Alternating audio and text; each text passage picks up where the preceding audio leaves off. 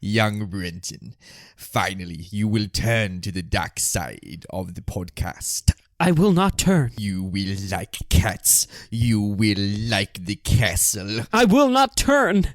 You will do it because there's always a bigger podcast. No!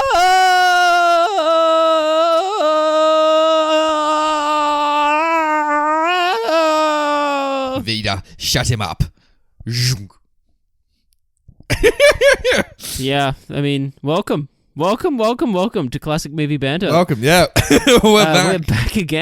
We're back again. What a surprise. People get like the notification on their phones, like another episode's come out, they're like, oh, they're still going at it. Like They're still going. But Oh, yeah, geez. we are back and we are here doing Classic Movie Banter. You know that podcast where I, that guy Brenton, and that guy over there, Nathan, we talk about movies that are 20 years or older. 20 years. And we class those movies as classics, to begin with, hence the name Classic Movie Banter. We talk about those movies with some banter, as I said, and we tell you guys, our audience, whether they're still worth your time or whether they're worth taking those Blu-ray discs and those DVD discs and those, putting them in a pile, and then getting Emperor Palpatine to force, electrocute them all.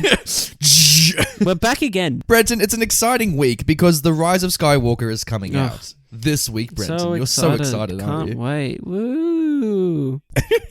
You can hear that enthusiasm. So instead of talking about this new movie like every other podcaster alive, Brenton, we're continuing our journey across the Star Wars movies. Last week we talked about A New Hope and Empire Strikes Back. And this week, Brenton, we're talking about the other two Star Wars movies that are older than 20 years.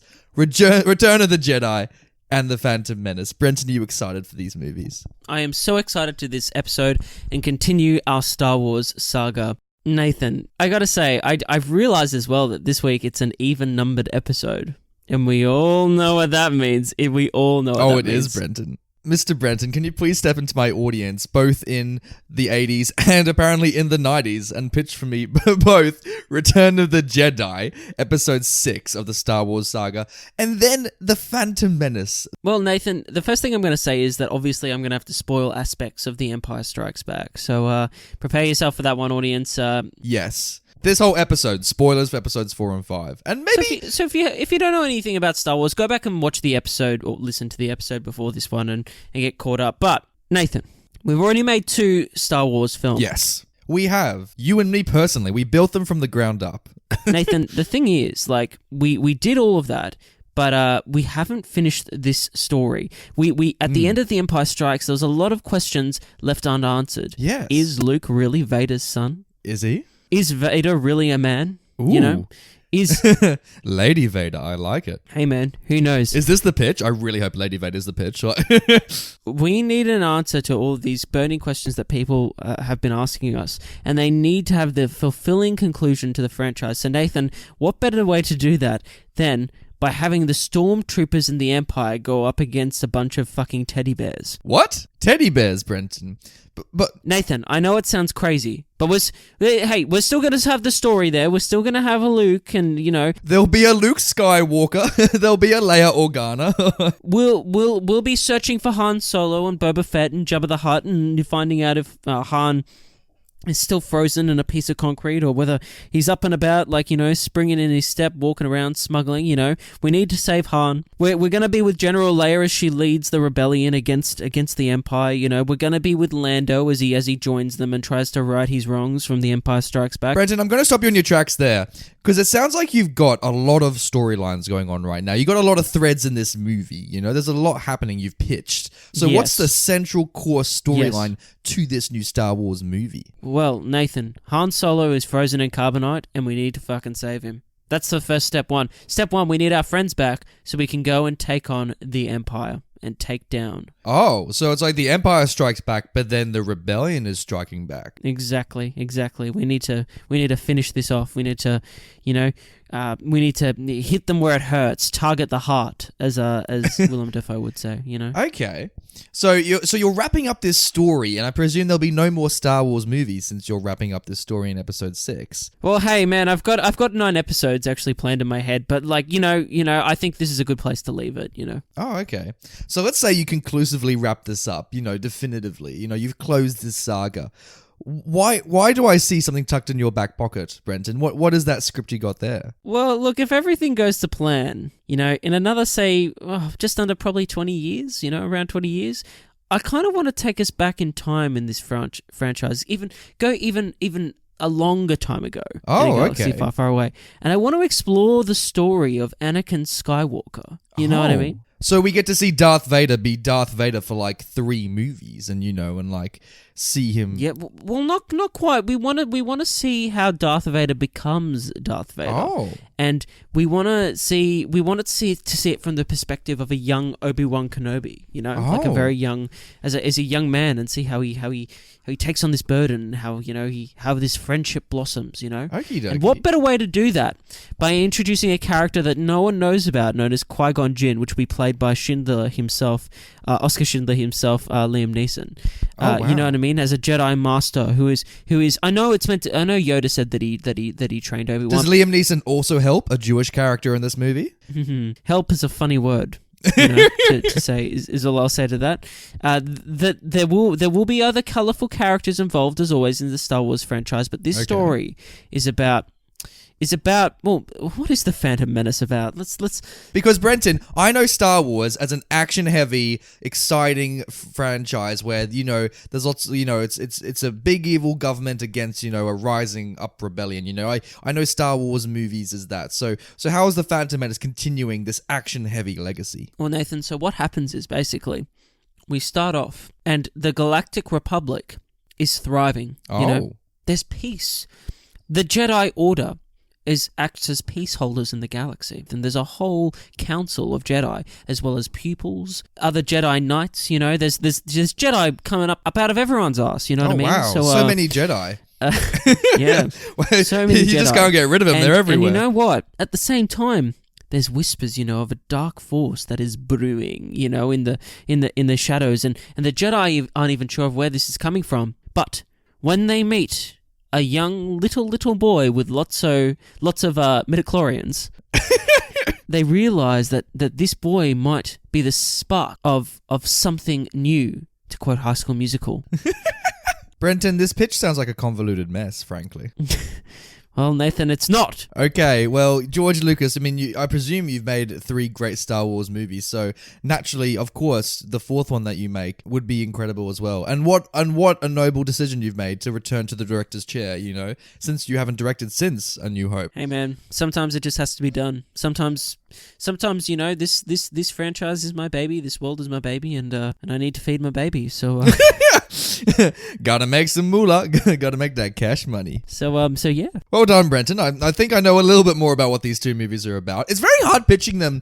Wonderful, I'm glad. I imagine it's very hard pitching them as well when you imagine if you hadn't seen Star Wars as well and you were like, oh, I'll randomly put on this the Phantom Menace or Return of the Jedi. It'd be very hard to just jump in, you know what I mean? You really do need this prior film context, don't you? Totally.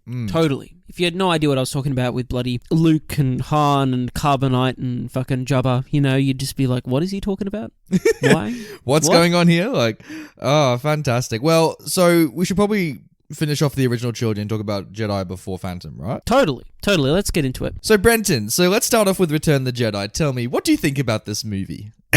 Okay, here we go. Return of the Jedi is the worst film in the original trilogy. By far. It is the worst film.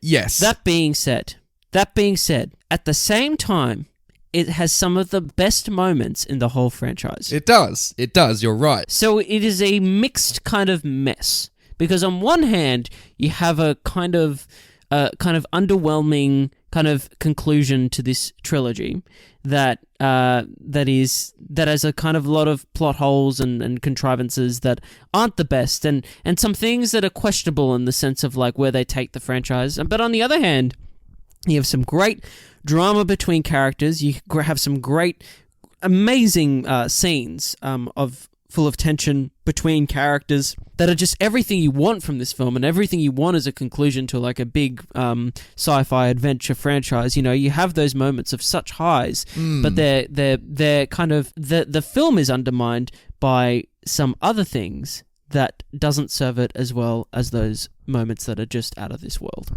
I hear what you're saying. Like, there are some great moments, there are some not so great moments. It really does feel like a mixed bag.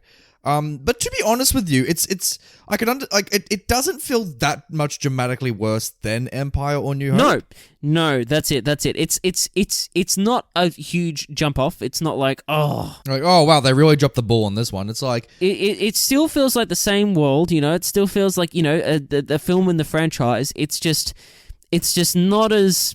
It's the last one in the series, so you want it to be the best. You want it to be like the Return of the King, you know what I mean? But it's not quite there, unfortunately. No, and like, I don't know, I think because it really does feel quickly wrapped up. It's like it's kind of weird that the film decides to end where it ends. Like, it's weird because you think it's a trilogy, you naturally have those beats of where the story would end, but like, it feels all kind of rushed. This movie feels very haphazard, Brenton. Like it's just going through a checklist. It's like we gotta get Han Solo, and then we gotta make sure Luke knows how to be a Jedi, and then we gotta attack the new Death Star. It's like, it just feels like George is just like trying to just finish the franchise as quickly as he can and not really letting these moments breathe, if that makes sense. Definitely. I don't know. I'm trying to understand, especially as a film, like Return of the Jedi on its own, what its real thesis is, like what this movie is trying to do with like this universe. Yeah, I know what you mean in the sense of like, we'll get into it more in spoilers, but there's some stuff in there that is very questionable in the sense of, I don't know what it's serving and I don't know what it's going for. But when we get to a certain scene between certain characters, I feel that it carries what the weight of this franchise is kind of truly about. Yeah. And in those moments, you wish that was the thesis and that the whole film revolved around those moments, which it kind of does, but it's still, the other moments are just kind of, just not in the same wavelength. There's such a divorce between the character moments and then the action scenes of this movie. Like, totally, yeah. It feels like two radically separate plots that really don't speak to each other or come together in a meaningful way. Like, because you have like the main thread about, okay, cool, we need to blow up the new Death Star that the Empire has built to finally end the Empire, which in hindsight we know doesn't even pay off, but we'll get into that. The other strand is like Luke reconciling, like, you know, his relationship with his family in lots of different directions. And like, out of the two, especially when I watched this movie for the first time, like, I always was more interested in the Luke stuff than the actual like action stuff. Completely agree. Yeah, the Luke storyline is kind of the plot line in this that you follow and that, you know, that is keeping you on board, so to speak. Yeah, it's true. And like, to be honest with you, Brenton, I don't feel like in this, you know how we talked about when we watched Empire, like everything stepped up, like the directing was better, like the acting was better, the designs were better, all that kind of stuff. With Jedi, it doesn't feel like a step down. Like, I feel like there's a lot of interesting things, but I think it's just more been the same.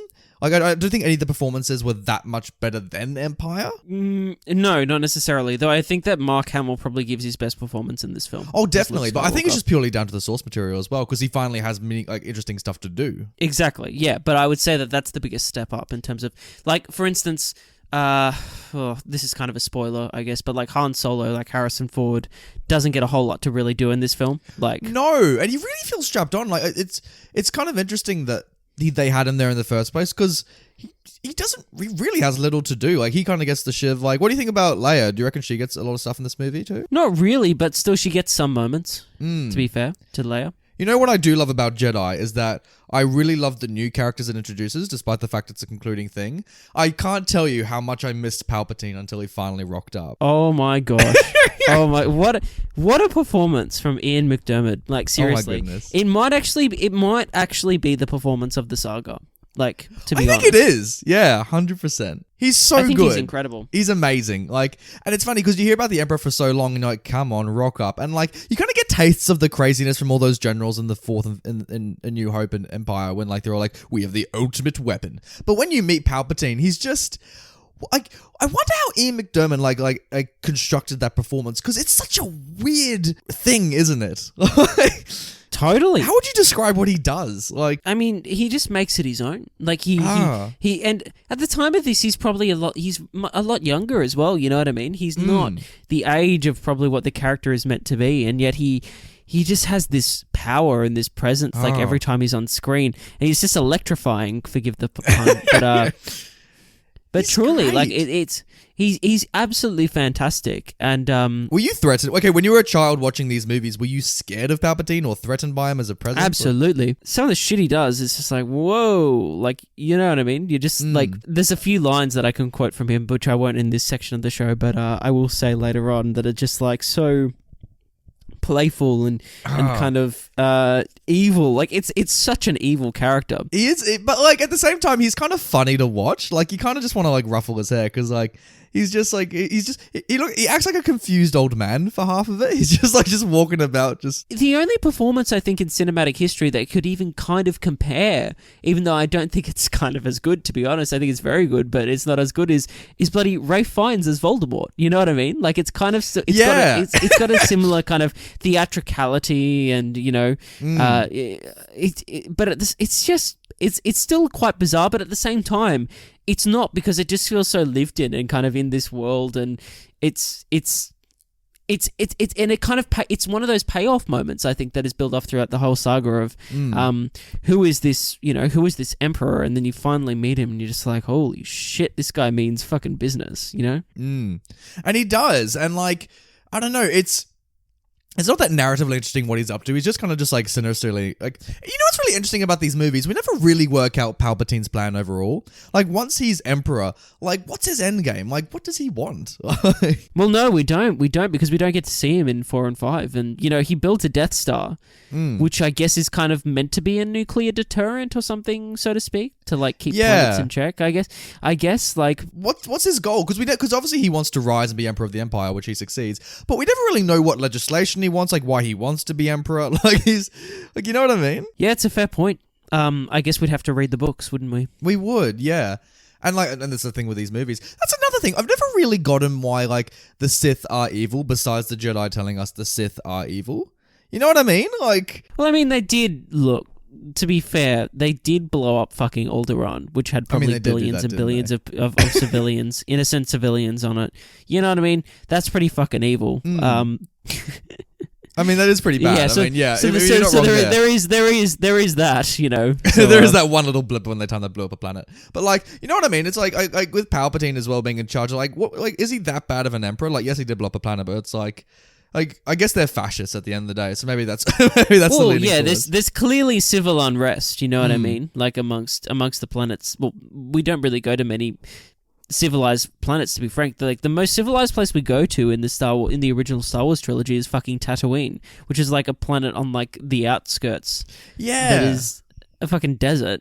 You know? Yeah, it's really interesting. Like, because I remember when I first watched the original trilogy, I was kind of surprised that this was it as far as the original franchise. I'm like, there's so many more things we could see in this world. Like I have so many more questions. So I can see why after this movie George allowed like, you know, the expanded universe to grow, and like there was all these novels and games and that kind of stuff. Like, totally. Watching this movie, Return of the Jedi, I was just like, oh, like it's fun, but like I was just like, I wanted more, Brenton, you know? Yeah, you want to see kind of where it could go and, you know, where it ends up. That's the thing. Yeah, I totally hear that. One of the greatest strengths of this whole franchise, and this film included, is that its world is so rich and it only gives us a taste of it. And so we want to know we want to flesh it out in our own minds, and that's kind of what George allowed the fans, I guess, to do after this. But I think that's a real strength to it, that like it doesn't give you all the answers that you necessarily want or need in the world, in terms of the world itself.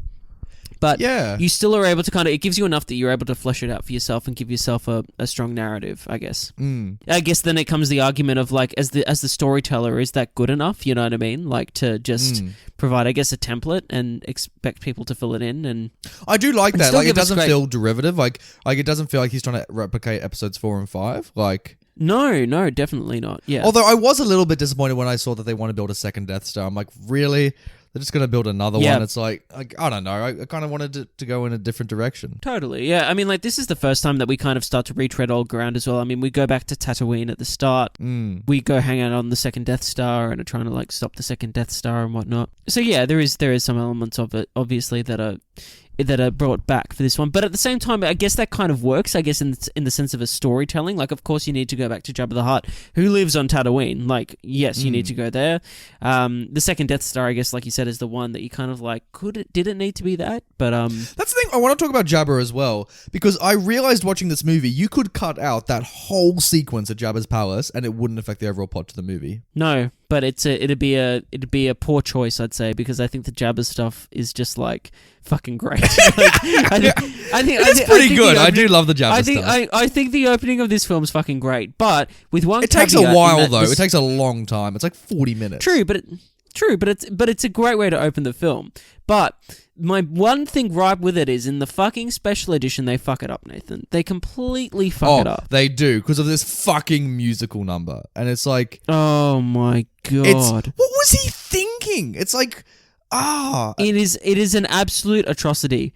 Now, look at now, I don't know why he sat, like, can you imagine George Lucas sitting down being like, you know what, this needs a fucking song, and like, jeez. And you have the like gorilla man that's going around like, like fucking. It's so fucking weird, like, Jesus, like, Look, guys, there's very few scenes in films that brings out the psychotic side of my persona, in the sense of that, like, I see that scene and I literally just want to like fucking like slit the throats of all those like aliens and just like have it over with. It's you know so what I mean? hard to watch. And face the repercussions of Jabba. You know what I mean? Like, it's so bad. Just throw a thermal detonator in there and fucking blow them all to hell. Like, holy shit. I hated it so much. I've always scrubbed through it, but I had to sit down and watch it when we saw it, and I'm like, it just no place there, Brenton. Like, I find that so much worse than the Ewoks. And this movie... I agree. So much worse. And it's funny because Return of the Jedi, famously, when you hear nerds complain about it, they always like say, the bloody Ewoks, they ruined the movie. And like going to Endor and like seeing these teddy bears go up against the Empire. Like, do you hate the Ewoks? Like, do you share that? I don't hate them. I just think it's a missed opportunity. I don't hate them because they still provide some like...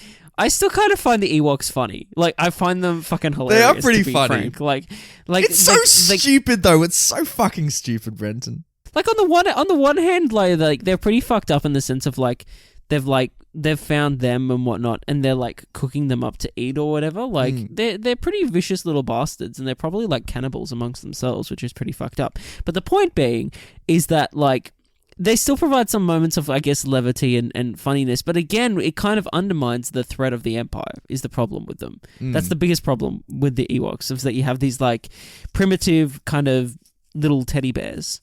Because you go from like the Battle of Hoth, where they're so well equipped, and like, you know, and you know, have the 8080s and all that kind of stuff, and it's so difficult to defeat the Empire. But then you have these teddy bears like throwing fucking rocks and winning. It's like, what is going on? Totally. But we should get more into that in spoilers, I guess. Yeah. So do you want to talk about Phantom then? I'll just finish on Return of the Jedi. I think technically, again, it's pretty much a technical masterpiece. It still holds up, I think, from a visual standpoint, in terms of like the effects. Again, I think go up another level. Yeah, I feel like the effects are the same as like, I feel like the effects are kind of similar across the whole original trilogy. I don't think like they're that much better in each film. I think there's a big jump between Star Wars and Empire, and a smaller jump between Empire and Return. But the jump between Empire and Return is kind of more like, in like there's space battles obviously in this, but there's so many more ships and things going on than in any of the other films in the original trilogy. So like visually, it's pretty striking. Again, like it's shot well. The music's great again, and again, the sound design is just an absolute standout. So yeah. Well, let's get into The Phantom Menace, Nathan. Oh my goodness. Can I ask you what you thought of The Phantom Menace watching it again this time? You know what's really funny? When I first watched all 7 movies back to back, like years ago, I remember when The Phantom Menace started, because I immediately finished Return of the Jedi, and we immediately put on Phantom Menace. I remember as soon as it opened, I'm like, this is so much better. Because I think the opening shot is like, you see a planet and like a ship fly towards it, and I'm like, man, the special effects have stepped up. I'm like, finally. And then you get into the movie, Brenton, and I'm like, what the fuck is going on? And it's so weird because like Star Wars movies, like especially the original trilogy, it's such a simple story. Like for all of them, they've been such simple stories, and for some reason, George Lucas decided to write this Greek like tragedy, like this like Roman Empire epic about like, you know, he tried to do Game of Thrones essentially. Like he tried to like have the backstabbing of politics and like, you know, trade disputes and all that kind of stuff. I remember sitting there for the first time going, why is this in a Star Wars movie? And it's really interesting watching it again as I did this week. I actually didn't find it that much of a step down from the original films. To be frank. Like, but what did you think? Nathan, I have a very controversial opinion on the Phantom Menace. Oh. It's extremely controversial. Okay. And that is, my opinion has always been that the Phantom Menace is the best film in the prequel trilogy. No, Brent. No, it's not. It is. And it is. And that's mixed in. That's coming from this is like the one time in the podcast I'll be like, yep, this is coming from like a nostalgic perspective. Because like, this is the first one that I saw in the cinema as like a little boy and was like, oh my God. Holy fuck. Like, it wasn't my first Star Wars film, but it was like, you know, you went to the cinema and saw it, and I was like, holy shit. Nathan, it's the best in my mind because I think the other two are more shit than this, basically. By sheer fact that the others are shittier. It's like, yeah. Like, Attack of the Clones, I think, is like, and sorry, I have to bring these other films up to make my point, but like, Attack of the Clones is without a doubt the worst film in the Star Wars franchise. It's fucking atrocious. It is a monster. Yeah. And Revenge of the Sith, in my opinion, is kind of a joke. Like, I just don't, I never take that film seriously, like no. Ever. But I think because by the time Sith came out, everyone knew what these movies were. Like the hype for these movies had vanished. They knew how much shit. But as a little kid, like I remember the Revenge of the Sith was the first film I watched where I watched it and I was like, that wasn't that great. You know what I mean? Like Attack of the Clones, like it's shit, and I can look back in retrospect and be like, oh yeah, what a fucking mess. But Revenge was the first one I remember like going to see, and I was just like, oh boy, like all that slapstick fucking comedy between the droids and shit. I was like, oh no, like, you know. But my point is, bringing it back to Phantom, is that like I still stand by this film in the sense of there's a level of enjoyment you have while you watch this movie, whilst you recognize how much of a mess it is at the same time. You know what I mean? Yeah. It's so fucking stupid. Like just everything about it, frankly. And like it's interesting because you can kind of see what the movie's trying to do. Like you can see. Oh yeah, you can kind of see like the strands of what he was trying to put together to make into like a cohesive masterpiece. But it never even comes close to reaching that ever. There's just so many random scenes that just have nothing to do with the overall story that for some reason George decided to throw in. There's character exchanges where they're talking about random bullshit where like it's the Trade Federation, the fucking Trade Federation aliens. Jesus. Oh my God. Well, that's the thing. Like I don't know why George thought this would be an interesting conflict in a Star Wars movie. It's like, and you can do it. I reckon there is a version of a Star Wars you could make where it is like Game of Thrones, but with like lightsabers. Like, you can do that, but just it introduces like a trade dispute where like these aliens are doing like a blockade around another planet, which is stupid because you can't block a whole fucking planet. But anyway, like and people are trying to like solve like the relationships between like these nations, and like there's a Senate, but like we're given so little information to actually care about any of it. Like they keep like poor fucking Natalie Portman. She drones on and on about how her planet is in dire jeopardy, but we never actually see any of it. No, like we have nothing to latch onto. Like at least with Alderaan, when it got blown up, like we saw Leia's emotional reaction to it. You know what I mean? Totally, yeah. And like in that regard as well,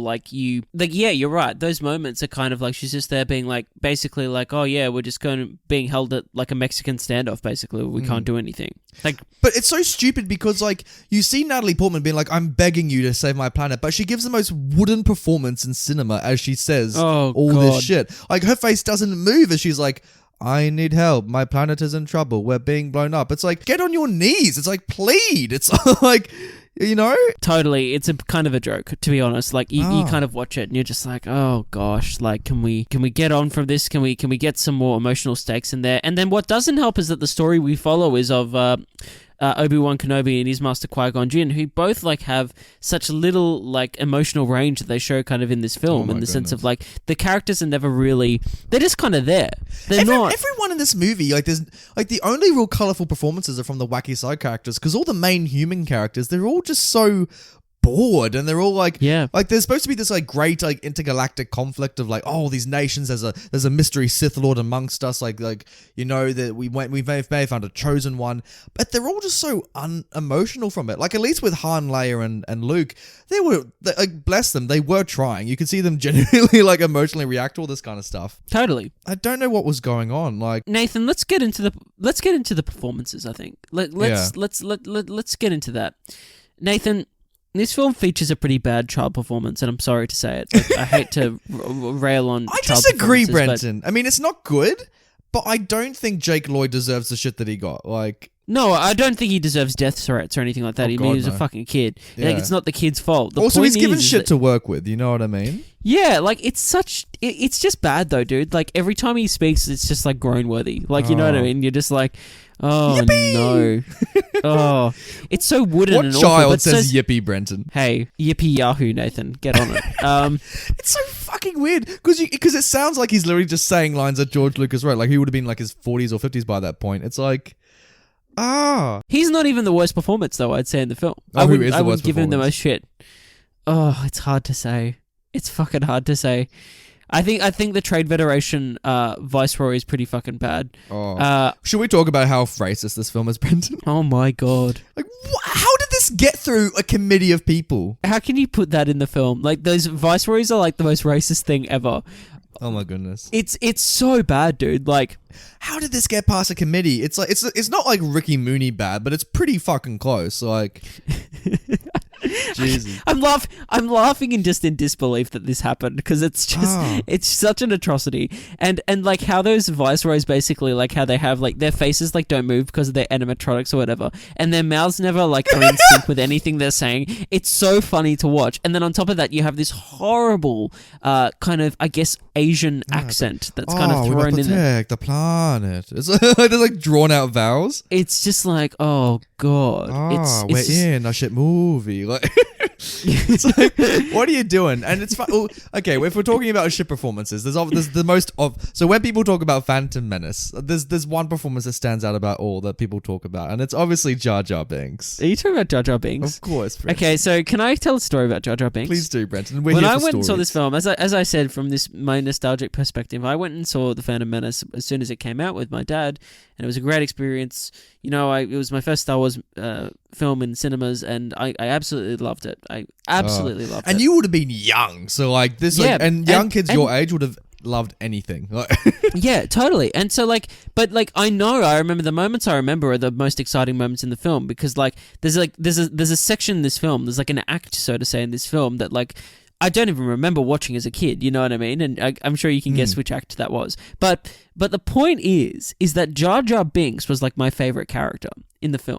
Like I absolutely because as a toddler, you loved probably it. would love Jar Jar because Yeah. for those who don't know Jar Jar, he's like this like weird like.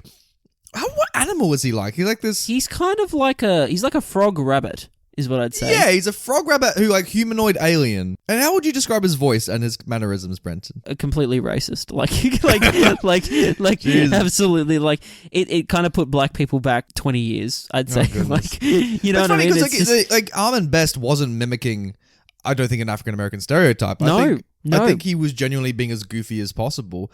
But it's Totally. like I can't believe just George looked at the tone of the original movies and he thought, oh yeah, Jar Jar could easily interact with Han Solo. It's like, yeah, he could stand alongside like the tone of these characters. Yeah, no, he doesn't. He doesn't at all. But my point is with Jar Jar again. As a little kid, I had like a Jar Jar like blow up chair. I had like a Jar Jar Binks book Did that you was really? like. Oh my god, I had did a- you really? I had a Jar Jar Binks book that was called Watch Out Jar Jar, and it basically goes through the story of Phantom Menace from his perspective, Oh my and being goodness. like, as a kid, like it was like a picture book, and it would be like, Please tell me you still have it, Brenton. I got it somewhere. It's like, watch out for that droider car. Watch out, Jar Jar. Like, And he fucking knocks over Liam Neeson. You're just like, oh god. it's bloody. I don't know what else to really say about Jar Jar that hasn't been said. You know what? Yeah, I mean, it's so difficult because everyone said everything about Star Wars. I Like, still hold kind of a love for that character in the sense of like I realized that I was a little toddler and I have that kind of relationship with it. But at the same time, watching this, like he's so out of place and so ridiculous that but you know, but like in 2019, everyone knows the prequels aren't critically acclaimed. Like everyone goes into that knowing that. So like, So when I see Jar Jar, I like, especially when I saw this for the first time, I'm like, I like this guy. Like, he's fun. Totally. I don't hold anything against him. Like, yes, Neither do I. I imagine at the time going from like the serious original films to this, it would have been so heartbreaking. It's like, imagine if like they made new Harry Potter movies and we had like a Jar Jar there. You know what I mean? Yeah. like cursed child's just going on and like Harry's like, who are you? And he's like, squeeze me, Expelliarmus. It's like, oh jeez. Avada Kedavra. Like, It's you like, know what I oh mean? Christ, I'd love to see that fan edit. But like, it's just, yeah, he has no place in the movie. But at the same time, I don't despise him in it. And like, frankly, because everyone gives such stone cold performances, it's wonderful seeing this character with such energy. Totally. What do you think of Liam Neeson in this film as the lead? Poor Liam Neeson. Like, he must have just been standing on set, like, going, "What the fuck am I doing?" Like, to go from Schindler's List to like this, he's like, "Oh, jeez." It's like, yeah. I like Qui-Gon. Just sadly, we don't get to know much about him. Like, I really like Qui-Gon as well. I think he's as a Jedi. Like, I'm always like, I was always interested in Qui-Gon again as well. I thought he reminds cool. me a bit of Dumbledore. He reminds me of this like old wise mentor who kind of has a little bit of fun. Like I like him. I really like him. He kind of breaks the rules a bit and kind of plays by his own rules and, you know, does his own kind of, I guess, code of conduct, I guess, and goes against the Jedi Order sometimes and whatnot, which is kind of interesting.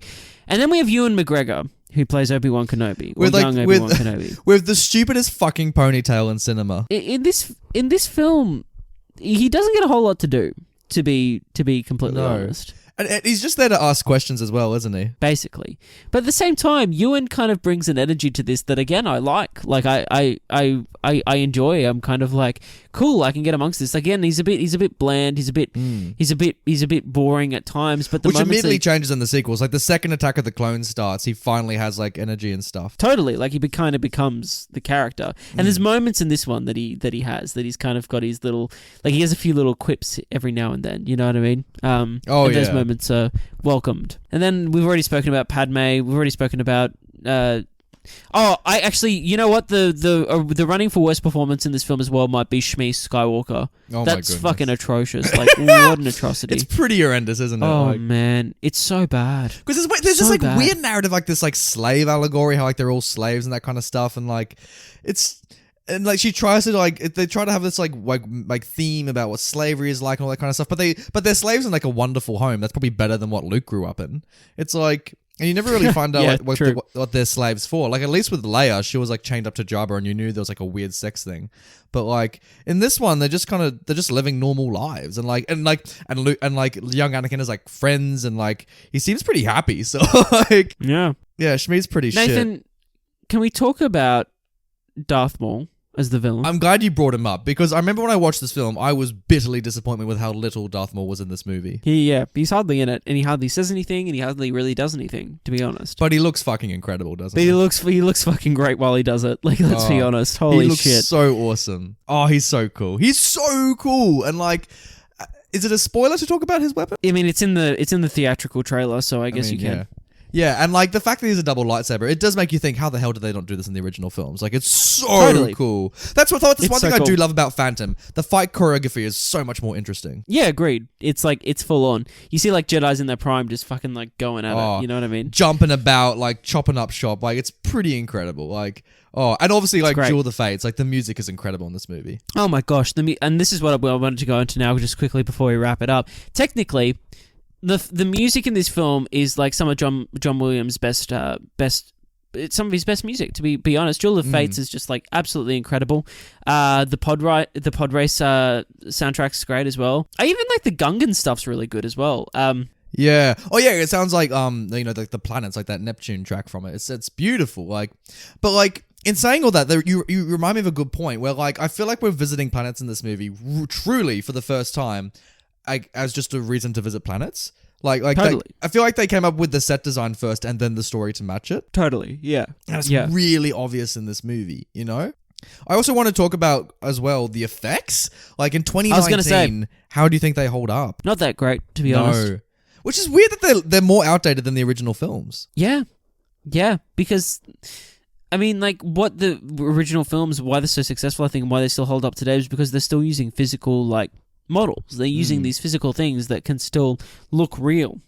And it's fascinating because I love it for the marketing for Force Awakens. Because I saw all these like marketing things before I saw a single Star Wars movie. For Force Awakens, they were like, "Oh, we're using practical effects," and like that's such a main like message of the campaign. And you're like, "Wow, they must have really fucked up in the originals." Like, geez. Yeah, totally. Yeah. But yeah, the effects aren't that great. Like a lot of the droid stuff, I'm just like, oh god, doesn't look really. Oh, and the force fields around the convincing. droids are so fucking stupid. Totally. Oh. Yeah.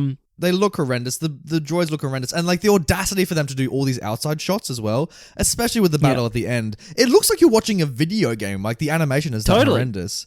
Like, totally. They're walking across grass that just has no texture. It's just like a green flat surface. Totally. Yeah. It's like, agreed. what are you doing? On the technical points though of like in terms of cinematography, I think this film looks pretty good. Like I think. Yeah, I like the Naboo like throne palace stuff. Like that probably is the best out of all of it. Yeah, but again, the camera's not doing anything that interesting. No. A lot of the time, it's just kind of pretty static and because also he's direct. It's so poorly directed because there's just so many fucking scenes of characters just standing around talking.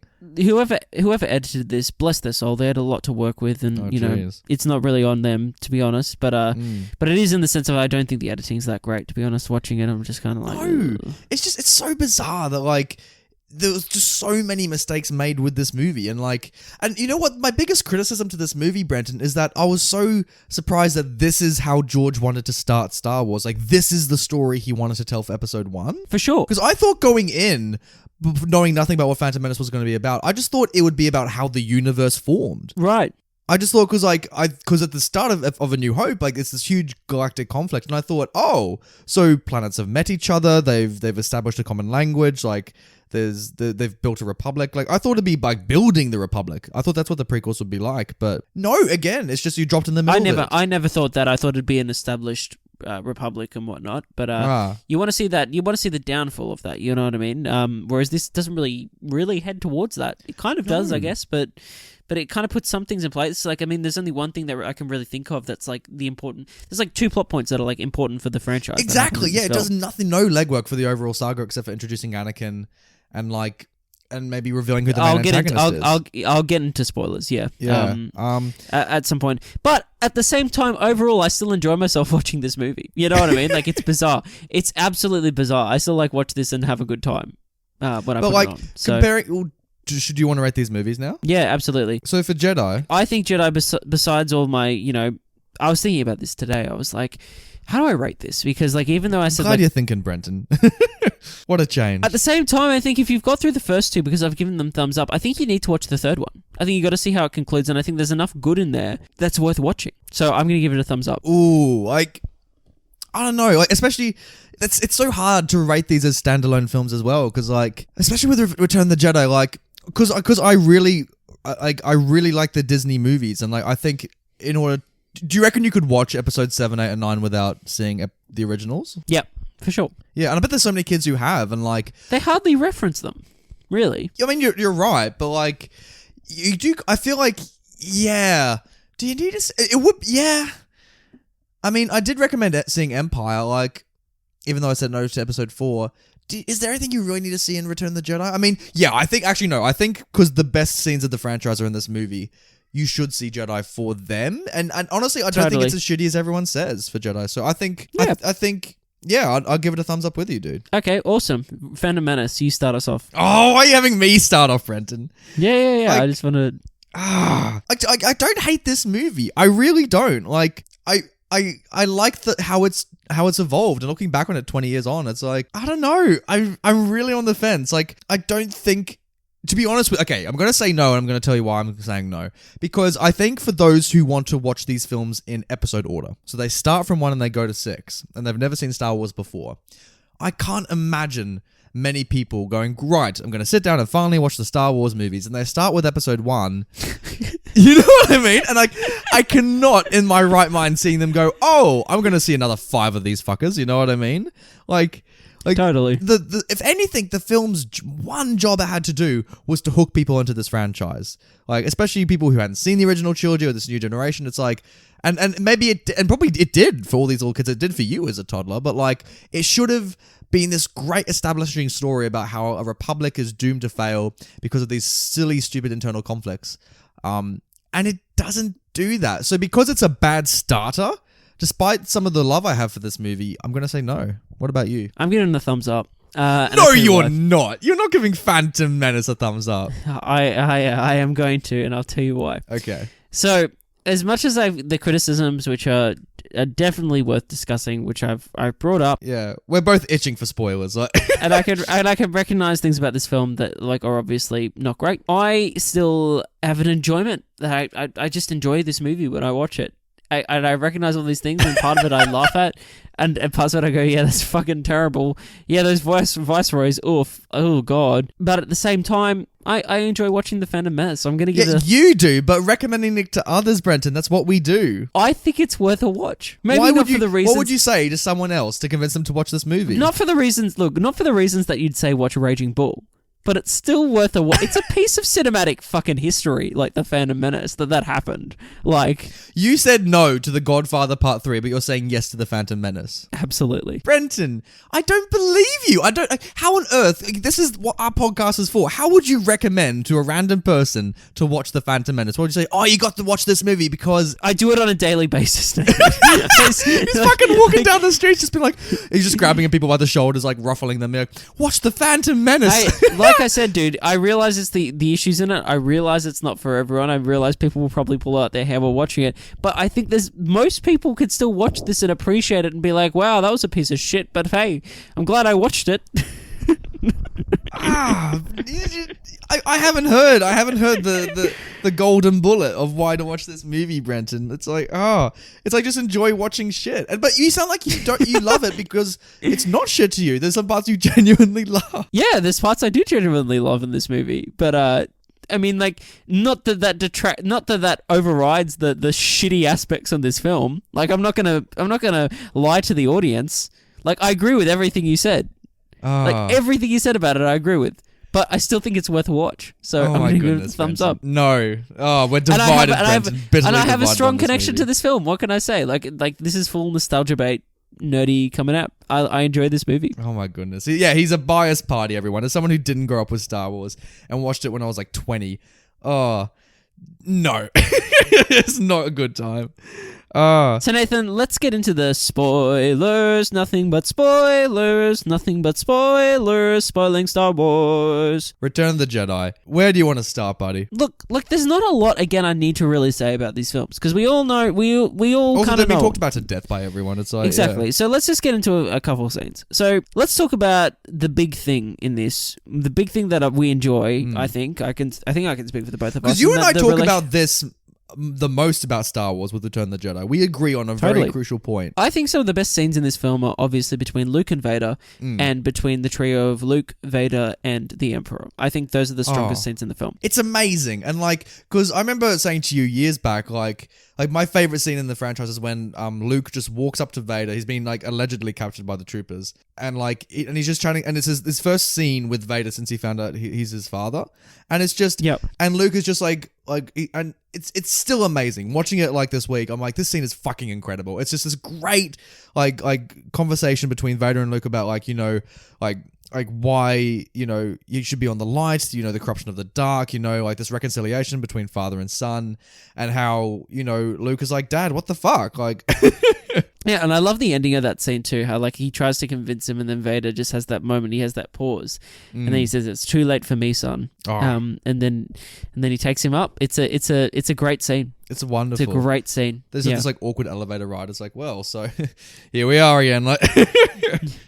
Totally. Oh. Yeah. No, I agree. I think it's such a powerful scene. But going on from that as well, I think that lightsaber duel, I think, is probably one of the best in the I don't know if it's the best. It's it's between that and Empire, for me, but it's pretty good. It's pretty fucking good. When Luke loses his shit and starts and he's fucking chomping up shop, it's amazing. And he cuts his hand off, oh my god, what a moment, and the music in that moment is just, heartbreakingly beautiful, you know what I mean? And what a fight scene as well, because the whole time you've got the fucking Emperor there that's just taunting the whole time, as they're fighting. He's so good. What's some of your favorite lines from Palpatine in this movie? Oh, my favorite line from Palpatine ever is "Do it," but the other one, which is in this film, is as he kind of reveals to Luke that the Death Star 2 is actually fully operational Oh, and they're that's expecting right. their friends. And he says, I'm afraid this station will be fully operational when your friends arrive. And he says it like with like the He just most sounds like some mocking, high school bully, doesn't he? oh my Like, god, he just sounds like the most like mocking like asshole like you've ever he's so heard. like And snarky. Like I he's know. just so petty in this movie. He's got so much sass, bro. He's just goes at it. It's so great. He's just having so much fun. Like he just loves toying with Luke. He's like, go on, go to the dark side. And also he also like the way he talks makes it sound like he's got some weird fetish for violence. He's like, strike me down. And he's like going, and he's like closing his eyes because he's about to come. Like the second Luke grabbed his lightsaber. You know what I mean? Totally. There's like this weird sexual energy to the man. And he's fucking incredible in this. There's also that amazing moment, like when he finally like shows like force electricity for the first time, like when he like zaps the shit out of Luke in that moment, and it's just like frying him in front of Vader, and you're just like, holy fuck, like this shit just got real, you know, like the Force can do that. What the fuck? Yeah, I love that each movie invents something new that the Force can do. Yeah, totally. That's a great moment, and then obviously what make that powerful moment, obviously when Vader picks him up and hauls his ass over the edge and ends Palpatine, or supposedly ends Palpatine, and saves his son. Oh, I don't know. I remember watching the movie. I don't know why they revealed Vader's face at all. Like, because like you're gonna be, no matter what's under the helmet, you'd be so disappointed. Oh, I'm not. I think it's truly fascinating that we finally get to see under this man, and he just kind of looks pathetic. Like he just kind of looks like a pathetic old thing that's just weak and feeble, and you're just like, wow, that guy, like this man, it was capable of like all of that. You know what I mean? Yeah. I don't know. I kind of would have liked it if we never saw what was underneath him. So, like in the prequels, we would be like, "Oh, who is Anakin Skywalker?" Because he could look like anyone. I think that it was a powerful moment to take off his helmet and reveal that he is just a man. He's just a father looking at his son. I think that's what's powerful about it. I know, he really turns quickly back to the light side. It's like, like after all the shit Vader's done. That's what I hate as well. Like, Vader's done so much bad shit over his career. It's like, do you think he deserved to be redeemed at the end? I don't know if he's necessarily wholly redeemed, Nathan. I don't know if he is.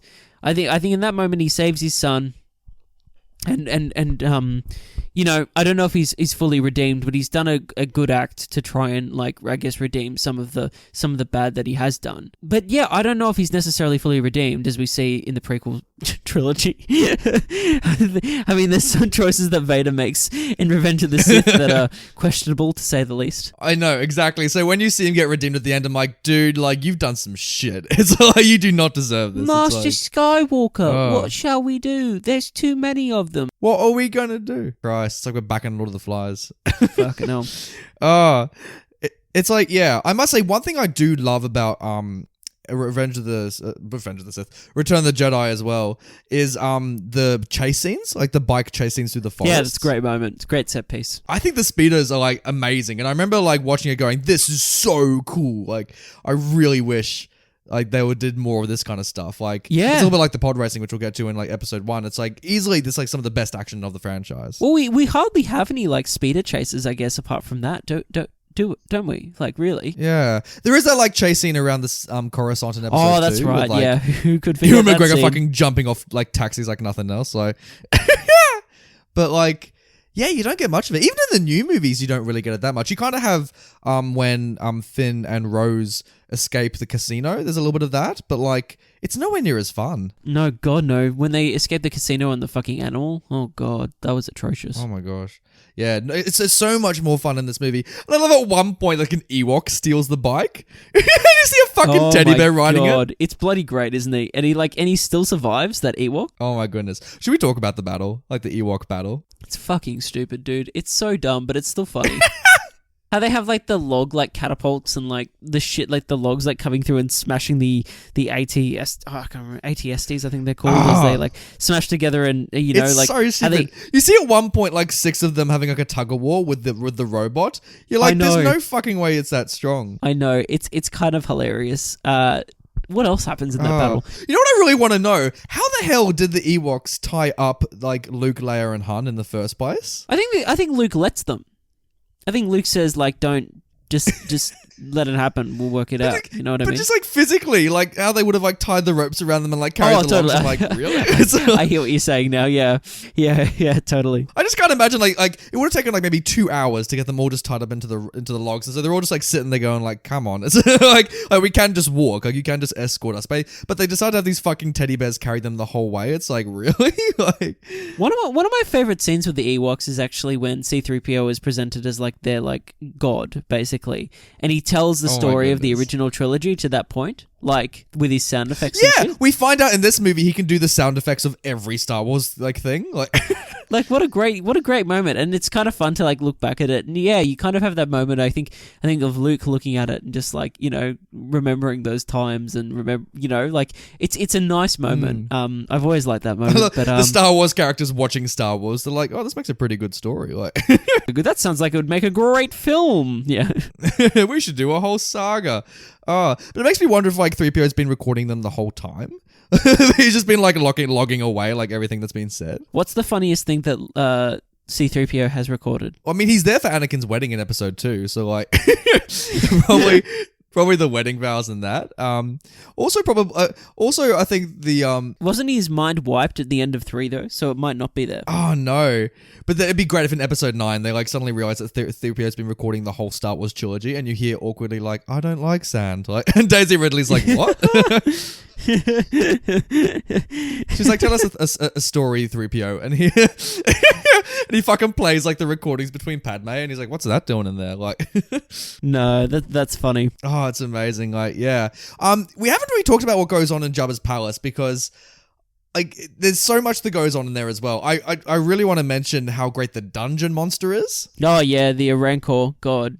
What a great moment. And I love that when he dies, there's this one bloke who's genuinely upset that he's dead. I know. It's like the dungeon, the Rancor keeper or whatever. It's like, who's my he's like best the friend? caretaker. And like, he's got like a mate that's like hugging him as he's crying as this like beast has been destroyed. It's such a funny moment, dude. It's great. It's fucking great. Oh, and no, my favorite thing about the whole Jabba's Palace sequence, like you got the battle and all that kind of shit, and we'll talk about Boba Fett in a second, but like, my favorite thing about all of it is the fact that for some reason R2-D2 gets captured, and and in a short amount of time he progresses to a life and career as a waiter. Oh my god, it's amazing. It's so good. Like, that's what like R2-D2 has all these random little gadgets and stuff, but one of my favorite moments of R2-D2 is when he's the waiter in Return of the Jedi and he's going around giving everyone drinks like from his little tray table. It's bloody amazing.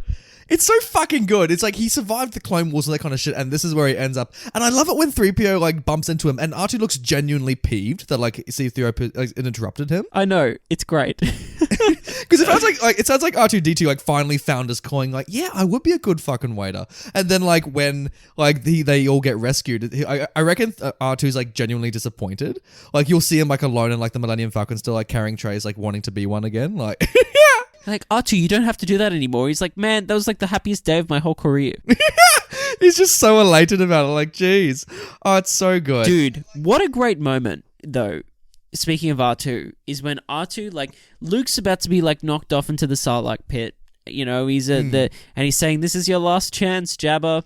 And Jabba, they're all laughing at him. And then R2-D2 fucking flings his lightsaber out into him, and you're like, well, wait, I thought he lost his lightsaber, and then lo and behold, it's the fucking green one, the best lightsaber in the Star Wars franchise. Oh my goodness. That Luke's lightsaber from Return of the Jedi, and he just starts, it's like not graceful, it's not like, you know, episode 1, he just starts like, it's like he's got a baseball bat, and he's just like fucking going down a hallway, just like whacking dudes. He's just knocking them all off. Like, I fucking love it as well when R2 like pushes 3PO off the side. I know, right? And they're just like both Scott him. He's like, woo! He's just like falling down. Like, yeah. Oh, do you love as well how they just like knock off Boba Fett like nothing else? I mean, it's kind of underwhelming because you're like, oh, what's this guy going to get to do? Because he joins the battle and you're like, oh shit, here we go. And he uses his jetpack. We finally get to see him hilarious. do something. And then he just like gets blasted across from blind Han Solo and then lands in the Sarlacc pit. And he's gone. He's just gone. It's like, yeah. I love as well when like Lando's about to cork it as well. I'm like, and he's just like, you see him fall off, and he kind of like hangs onto the sand onto nothing, and he seems okay, but then he like pretends to start falling again. Totally. Yeah. Would you think that the Sarlacc pit would be a bad way to go? Oh, it says like they're in the stomach for like 1,000 years or whatever it is, but it's like, no, you probably just die of hunger in like the first like 10 days. So it's like, you know? Absolutely. Yeah. I don't think it's like True. that bad. I mean, it is kind of weird. It's like this weird Japanese tentacle porn thing as things like flick everywhere, you know what I mean? I do know what you mean. Yeah. There's some like weird like pornography kind of stuff in this. Like it's so weird that Jabba like has Leia dress up in that like brown bikini. It's like, geez. Nathan, one of the most quotable lines in this movie comes from none of the main characters, but it comes from a gentleman known as Admiral Akbar. Yeah. It's kind of weird though. Like, What a great meme, what a great scene, you know. It's a trap, you know. It's just bloody bloody great. but it's funny because the movie doesn't make it that big of a moment because like No.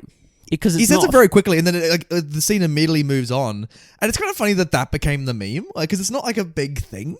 I know, but that's how all memes happen, dude. It's like they're never the big moments. They just cut it. It's just like a funny moment. Okay, should we have a tangent on Star Wars memes right now? I mean, if you like. Oh, because the reason I think we'll talk about this more about the prequels as well when we get into it. But like, I feel like my big love of Star Wars, especially those original, like the episodes 1, 2, 3, is just because of how quotable they are. And like as shit as they are, I say prequel memes more than I think any other meme in my life. Really? Yeah, like seriously, because I don't know why, but like I think I quote like Obi-Wan Kenobi from episode 3 more than anyone else I think in any movie. That's amazing. Mine's definitely Green Goblin from Spider-Man, but that's okay. I know we have our mixed, but like seriously, every time someone comes to my house, I'm like, hello there. Or like I'm playing a car game, I'll be like, your move. or we'll be parking a car and I'll be like, another happy landing. Like there's too many. Like great. it's so good. I'll be like, I'll burst someone in tennis. I'll be like, General Kenobi. Like, it's too good. Well, speaking of the prequel, shall we get into some of these spoilers from The Phantom Menace? Yeah, let's talk. Yeah, because there's a lot of good shit we should talk about in like The Phantom Menace. Where do I even fucking start, dude? Okay, I have some questions about this movie, Brenton, that I want you to ask me because I'm very confused. Okay. Number 1, why does Anakin build C-3PO for his mother? Well, I'm not sure why he thinks that she needs like a translator. Like, it doesn't make any sense. Exactly. Like, it makes zero sense the way he builds her a translator to help her around the house. It's like, well, fuck, what's he gonna do? Like, translate that into like Japanese, like, and then just say it back to her, and then she's got no understanding of what he's saying, and it's just like, right, well, I guess I'll just power you off then. It makes absolute no sense. I don't get it. It's one of those things that just didn't need to really be there, did it? Like, it's like, why did Anakin have to be the one that made C-3PO? It makes no sense. And when they meet R2-D2, like they're immediately bickering. It's like, this is just fan service. It's like, this doesn't help the movie at all, does it? Totally. Though I'm glad C-3PO's... Am I? Did he need to be in the movie? No! He didn't need to be in the movie. No. Nor frankly did R2. He has one good scene, but after that he kind of just hangs around for no reason. Totally. Yeah. I mean, it's cool when he like saves them at the start, like when he comes out. How and you fucking terrifying is that scene? Yeah, jeez. Dude. They're all just getting like obliterated, and then R2's just that last little R2 unit that's up there, and he saves them. That R2 unit did it.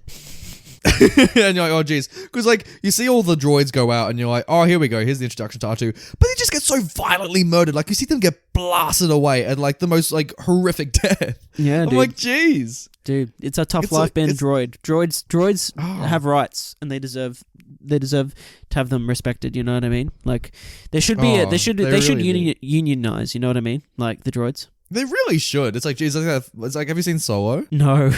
Don't tell me there's a fucking... is there a movement or something for the droids? Oh my fucking god. I need to see this film now. God damn. Oh. So Phoebe Waller-Bridge, iconic feminist, she plays Lando's droid in that movie. Right. And like, there's literally a sequence where there's like a droid uprising. What? Yes. This is in the movie, and it's in the middle of this battle sequence at the mines. I need to watch this film straight away. What the fuck? All right. It's so weird, and it's so bizarre that in Solo they finally decided to put to question the relationship between droids and everyone else. But then after this movie, it's never mentioned again. Totally. and Han's like one of like the characters in the franchise that treats like C-3PO especially like a piece of shit. Yeah. Yeah, exactly. It's like, yeah. But mind you, like, do you also like naked 3PO in this movie? How it's just all wires, like... I kind of do. I had that action figure. Oh, of course you fucking did, didn't you? Dude, I had all the Star Wars... I had all the Phantom Menace action figures, dude. I had fucking Darth Maul. I had Obi-Wan. I didn't have Qui-Gon, and I always wanted Qui-Gon. I had Obi-Wan. I had... Did you have Yoda from this movie? I did. I had like, dude, I had like the toy of like, you know, the radio thing that Qui-Gon uses a lot in the film. Oh, the woman's vibrator or whatever it is. Yeah, like, that. I had that as a toy. It was bloody great. And they'd like quote scenes in the movie. And then I got really into Star Wars Legos. Like, dude, the fucking toys that like when the Phantom Menace came out. These and movies the toys, are made to sell toys. Like, holy first and fuck, there's nothing like Star Wars toys. Am I right? Like, I've never owned a Star Wars toy. Oh, dude, I got to get you onto it. Do I own it? Just this Christmas, I'm like, oh no. I do have. I bought like the nerd I am because it was on sale. It was on a good sale, and I haven't built it or opened it. I have the. This is the worst thing when you become an adult and you finally have money. You really can buy the toys you dude. never had. I bought the Ultimate Collector Series Lego set, which is like the adult Lego set of Boba Fett's Slave One from Empire. And it's like... Really? It's like, yeah, it's like to minifigure scale. It's like this fucking huge Lego set. And it's like this detailed as fuck, like hard build apparently, like for adults of like... And it's got like a stand and shit that comes with. I should make it one day and like put it in my man cave one day. But, you know, until then. I was like, I really wanted the Millennium Falcon one because it's the fucking Millennium Falcon.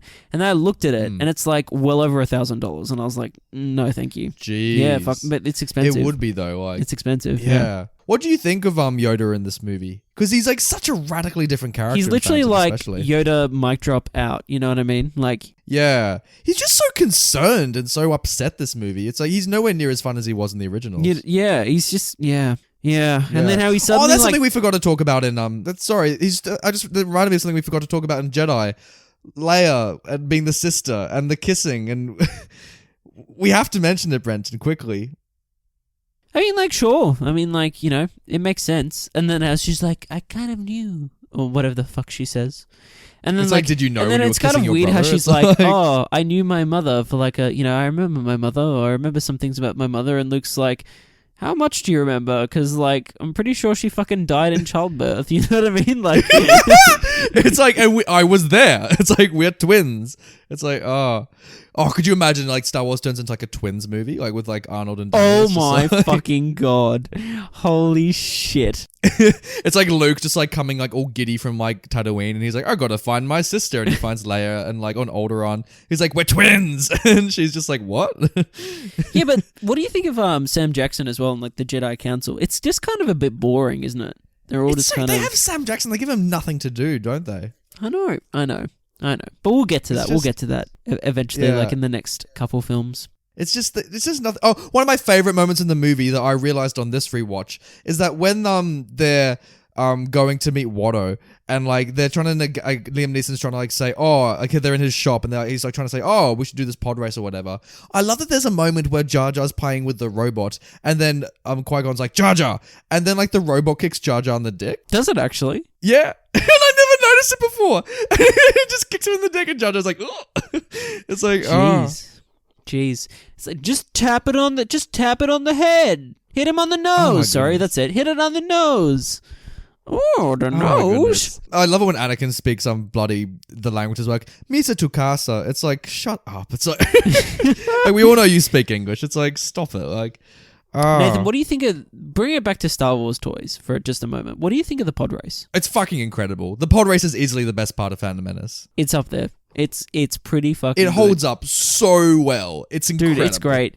I had the Star Wars video game on my Nintendo 64, which was Episode 1, Star Wars Episode 1 Racer. And it was like a racing game, but it was like pod racing. And it was fucking incredible. It was like the best thing ever. I remember when I got it, I played the shit out of it. Loved that game. Amazing. I imagine like, because watching this scene, I'm like, this would make the best video game alive. Like, it just looks so good. It's like Star Wars 1 Racer is amazing. It's so fucking good. Oh, and when you're watching the scene, like, there's no soundtrack to it. It's just all sound effects. And like, it's remarkable. Like, totally. Oh, just when they all get blown up. Like, it's so good. I found like the evil racer really spooky.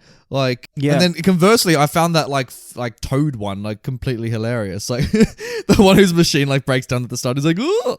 Totally, yeah. That is the guy with the 4 engines. Yeah.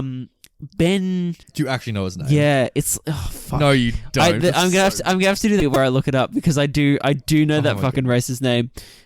Jesus. Star Wars. Well, you're looking it up, but like, oh. I can tell you the other one. You know the other guy that breaks down with the red ones that gets the droid sucked into it and it blows his engine up? That guy's name is Odie Mandrell, just letting you know. Sebulba is the bad guy. I used to know all their names. It was really bad. Jeez. This is before he met girls, wasn't it, Brenton? It was. Oh, yeah, it is. I was right. It's Ben Quagineros is the guy that breaks down at the start. Oh, there's so many weird visual gags in this movie that just, he's just a perfect example of it. I love when Jar Jar is like, body tackling Liam Neeson to the ground. He's like, I love that we have like Jabba's wife. Like we meet her for some reason. I know, she's just kind of there, hanging out. Yeah. It's like, do you like the race commentators as well? Oh, they're funny. They're funny. Yeah, like the double-headed alien thing. Sure. It reminds me of the episode of Rick and Morty where you see like the newsreader and the cooking guy and they're joined at the waist or whatever. Totally. Like I like to think that when the race isn't going on, they're like bitterly angry with each other. Yeah. What else do we talk about? We can talk about the last fight scene and like how there's the whole segment, which is just so stupid. Like when they're like got the hallway segment and the deflector shields are like stopping them from like Obi-Wan from like reaching the fight, and then that's how Qui-Gon dies. It's a bit dumb. It is so stupid. And you know what's so weird? Like tonally, it's so inconsistent because you have this really like moving scene where Qui-Gon gets killed and like you have the battle with like Obi-Wan. I forgot the film did this, but as the scene's going on, which is incredible, it cuts to like fucking Anakin like just going around like the spaceships blowing shit up, going like, now this is pod racing. It's like tonally to have these scenes cutting back and forth between each other, there's just no consistency. It's like so serious and so like it's all over the place. Yeah, it's just, and it's funny because it makes like the Darth Maul fight worse because I just want to stay with Darth Maul while we're with Darth Maul and not go back to Anakin or even Jar Jar fucking like getting his foot caught in a fucking gun and suddenly taking down the enemy. You know? Yeah, totally. But no, I thought great fight. I love the Darth Maul shit. I love how you see him get cut in half. Like. It's a great. Nathan, can we talk about how Anakin Skywalker likes older women and how Padme Amidala likes younger men? Yeah, this is so weird. Why George? Because how old is like Natalie Portman meant to be in this movie? I have no idea. I'm like the optimist in me says 16. Okay, yeah, because like Annie is like obviously like maybe 8 years younger, and it's just like, and it's not even like they're in their 30s and they get married when he's like 38 and 30, something like that. Like they start dating when like presumably they're in like their late teens or early 20s. It's so weird that there's already this kind of chemistry between the two of them in this movie, and it's meant to come off as sweet, but you're like, this is so fucking creepy. Yeah, I know, right? I know. It's just, it's so weird. Exact same thought. This is so fucking creepy. Yeah. It's not endearing, George. You should have just made him older. Like, you know what I mean? What we should have happened is have us meet like adult. Like, we should have just started at the Clone Wars. It should have just been that. And just like, it just makes no sense meeting him as a child. And it'd be great seeing the Clone Wars like in stretch because we never get to see them in the movie. Because like the Clone Wars start at the end of episode 2 and by the end of at the start of episode 3, they've been wrapped up. So like, it's just a waste. And like, obviously like in the sequels as well, it's the most stone cold relationship you can imagine. Like there's poor Natalie Portman and Hayden Christensen. They have no chemistry whatsoever, do they? No, they don't. They don't. There's a couple good scenes with them. There's one scene that's all right, but even so, it's just kind of laughable at the same time. Like it's all right. Like there's that scene like when she tells him that she's pregnant, and he's like, "Oh, this is the happiest day of my life." But then the next scene that they have together, when he's like, "You're just so fucking beautiful," and then she's like, "Maybe I'll take my baby back to Naboo," and you're like, "Oh God, fucking millennials, kill me now." I always thought, but watching this movie, I always shipped Obi-Wan and Natalie Portman way more. Totally. I always thought they were going to get together. And what a great twist. Like, I thought Obi-Wan was going to be that guy. Did this series need a love triangle? No, it doesn't. And what I will say about the Disney films is I have no business, I don't like that the Disney films try and do that same shit as well. Yeah. Because you can see, like, Finn has, like, a crush on Rey, and, like, fucking Poe's going to get around Rey. Everyone's crushing on Rey, frankly. Yeah. Who knows where that's going to go? Who knows? We'll find out later this week. She's going to meet Palpatine, and Palpatine's going to have a crush on Rey. Like, hey, I have a crush on Rey. No. Oh, no. Could I also talk about how stupid Anakin's haircut is at the end? Yeah, dude. That's hilarious. I kind of like it. It's kind of cute. Oh, is it? Like... It's more his facial expression now. He's just like, yeah, fuck yeah, I have a Jedi brain. Yeah. Like... It's just like because Hayden Christensen has the same haircut too, but seeing it on Jake Lloyd, I'm like, Jesus, like no, I'm sorry for the kids who would have seen that movie and then gone to their mothers. I want that haircut, like you know what I mean? Totally, yeah, totally. I want to see all these '90s kids that look like Jake Lloyd. Now that we've spoiled the shit out of Star Wars, can we talk about what stills this film or these films? I should say. Absolutely. Nathan, on Classic Movie Banter here, what stills this film is a segment in the show where basically one of us or both of us, we select stills, frames from these films, and we talk about maybe that frame is of something that's really funny, that's just a moment that's quite funny to look at and is interesting in itself. Or maybe it's a frame that has a lot to say and, you know, kind of sums up the film for us. Or maybe it's even just like a beautiful shot, you know? It can be anything. But Nathan, I was the person who chose the still from Return of the Jedi. I am the chooser. And it is of this great moment where Luke is like, basically, it's in that final lightsaber duel between father and son.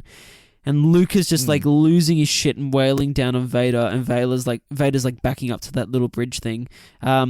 I love this shot. I've always loved this shot, and I love it because, like, for me, that scene kind of encapsulates the film and kind of encapsulates to me what the film's about.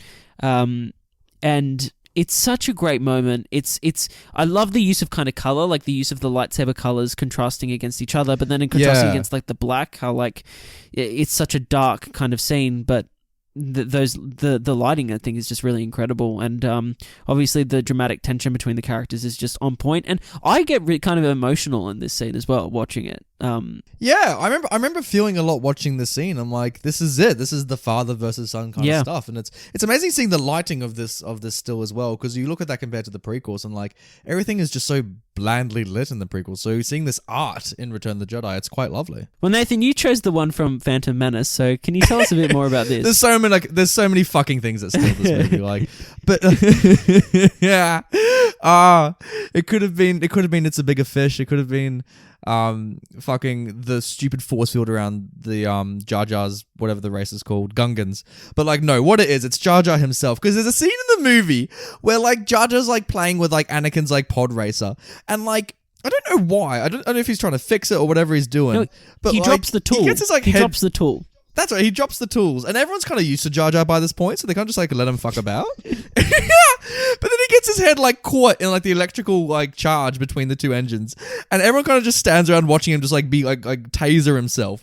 And he pulls his face out of it finally, and he just like he just looks at the camera with his tongue out smiling and gives a little thumbs up like It is the shot, it is the single frame that just sums up Jar Jar as a character, doesn't it? Like he's just Jar, I fucking love him. Like, I have no malice in my heart for Jar Jar. He's fucking great. Like I said, he was my favorite character as a kid. He just looks so happy. Jesus, how bigger his fucking ears. Like, look at that. Like, what is he wearing as well? Like, no one talks about Jar Jar's clothes. Yeah, like, Jar Jar's outfit's fucking atrocious. it's like this like weird, like, it looks like he's wearing a dress, like this brown dress. But he's got like this crop top vest that's like over with the top vest of it. over it. Yeah. Like, what is he wearing? It's just this brown, bland kind of thing. It's like, I fucking love him. Hey man, at least he's got his thumbs up. How is this character meant to be comedic relief? Like he does not look funny at all. His eyes are just like, Yeah, I can't tell you, man. I don't know. He kind of looks like a crab now I look at him at the moment, you know what I mean? Like, his head is kind of like a crab head. I fucking like a love crab's him. body. You know what I mean? I just want to hug him. I just want to give him a big hug going, you do you, Jar Jar. Oh, do you know what happened to Jar Jar? No. Because that's the thing. Because at the end of episode 3, you know, he's still around. He's there at the end. But then obviously he doesn't rock up in episode 4.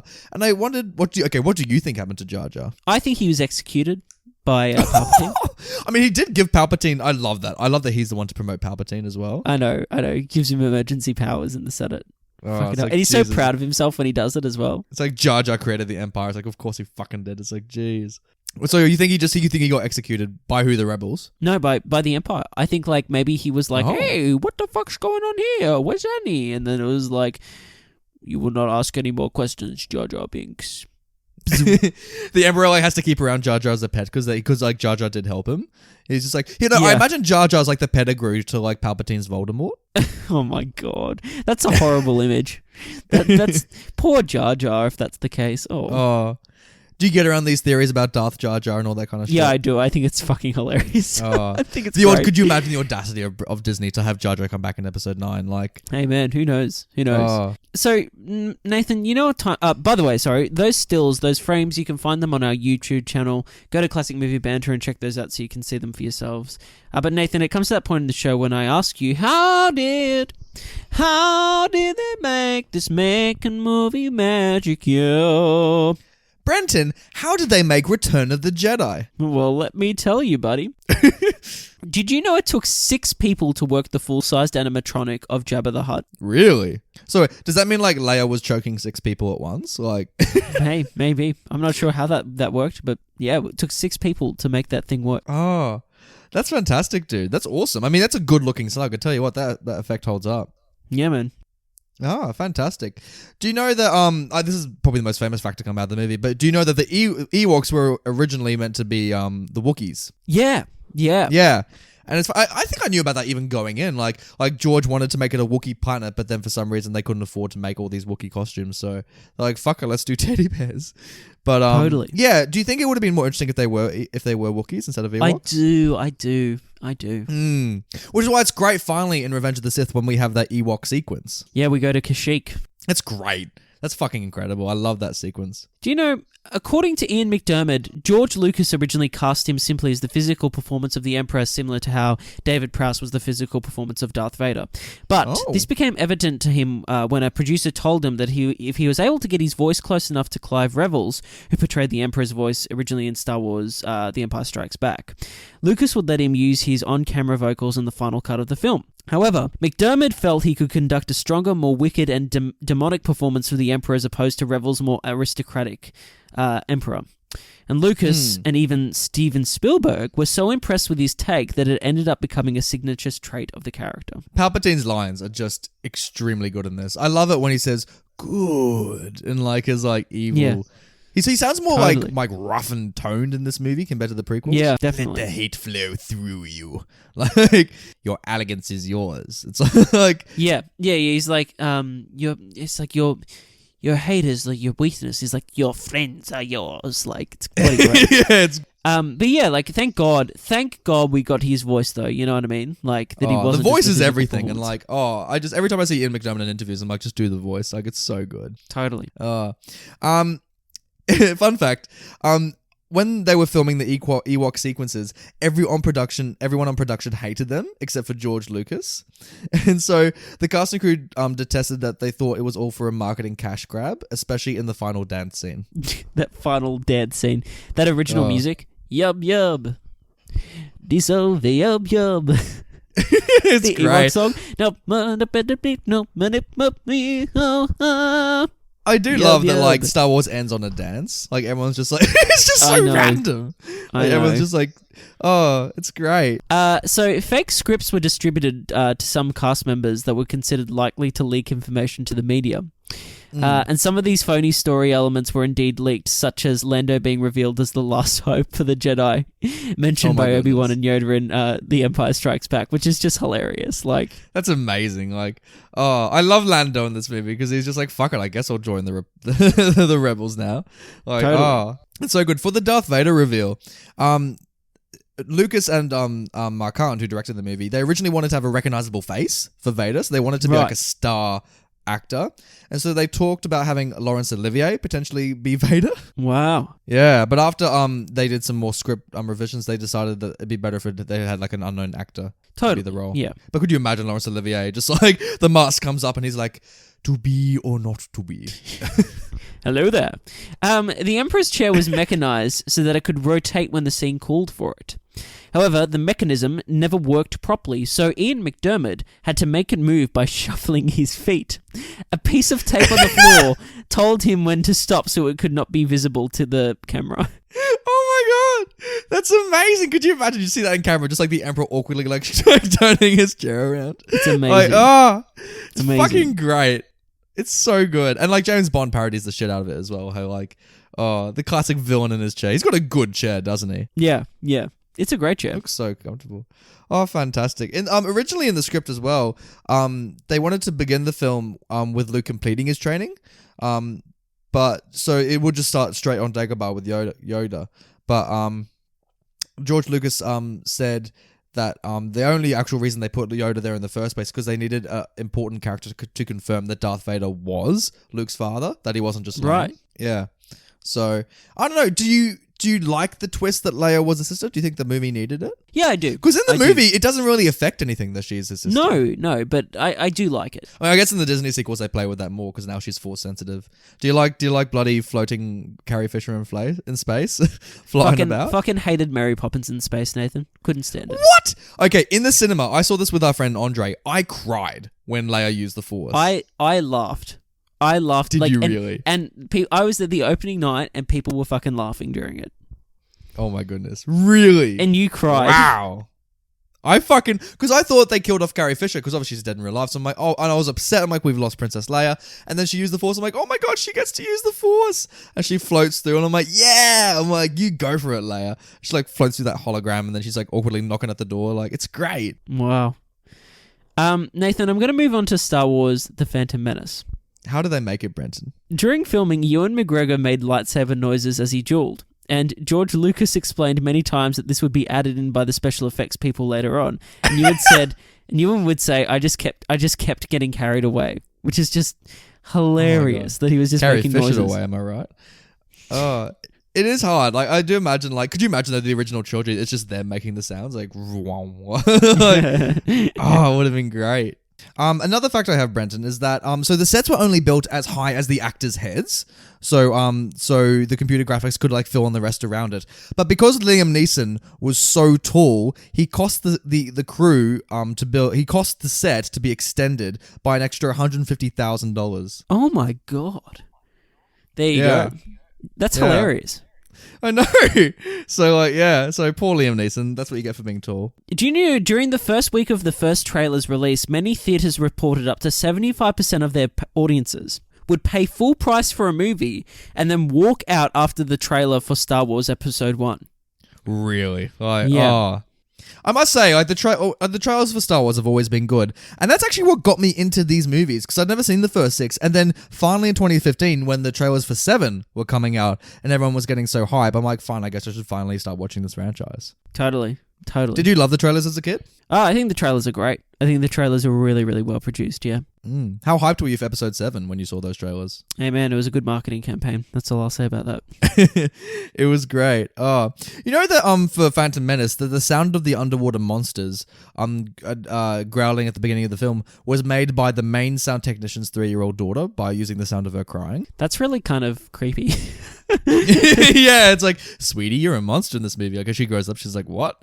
Liam Neeson was so eager to be in the film that he signed on without having read the script. Oh no. What are you doing, Liam Neeson? I mean, he's been in like, I don't know. I like Liam Neeson in a lot of things, but like, this is probably the worst movie he's been in. Probably. Actually, no. The Taken sequels are pretty shit, so like, nah.